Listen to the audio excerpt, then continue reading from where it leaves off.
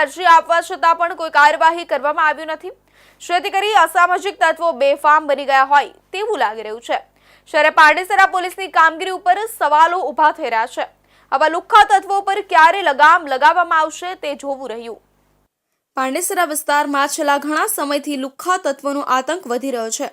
ગીતાનગર, મારુતિનગર, બાલાજીનગર અને પ્રભાતનગર તથા વિષ્ણુનગર અને રણછોડનગર જેવા વિસ્તારોમાં સામાજિક તત્વો અવારનવાર ત્રાસ મચાવી રહ્યા છે, જેના કારણે સ્થાનિકો ભારે ભયમાં જીવી રહ્યા છે।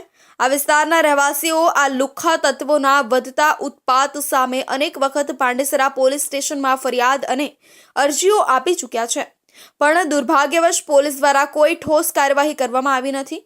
પોલીસની આ નિષ્ક્રિયતાના કારણે આ લુખ્ખા તત્વો વધુ બેફામ બનતા જઈ રહ્યા છે।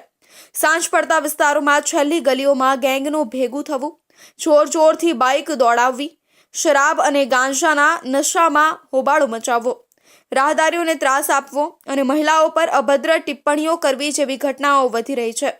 પાંડેસરા પોલીસ સ્ટેશનની લાચાર કામગીરી પર લોકોમાં ભારે નારાજગી છે। લોકો પ્રશ્ન ઉઠાવી રહ્યા છે કે જ્યારે અનેકવાર ફરિયાદો આપવામાં આવી છે ત્યારે હજુ સુધી આ તત્વો વિરુદ્ધ કાર્યવાહી કેમ થઈ નથી? શું પોલીસ માત્ર કાગળ પર કામગીરી દર્શાવી રહી છે? સ્થાનિક લોકોએ આ લુખ્ખા તત્વો સામે તાત્કાલિક કડક કાર્યવાહી કરવાની માંગણી કરી છે।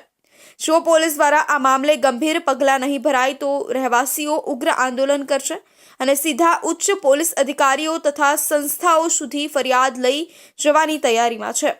પાંડેસરા પોલીસ સ્ટેશન દ્વારા આ લુખ્ખા તત્વો વિરુદ્ધ તાત્કાલિક એક્શન લેવામાં આવશે કે નહીં તે જોવાનું રહેશે, પરંતુ જો હાલની પરિસ્થિતિ જળવાઈ રહેશે તો આ વિસ્તારનો શાંતિપ્રિય વર્ગ ભવિષ્યમાં વધુ અસુરક્ષિત અનુભવશે।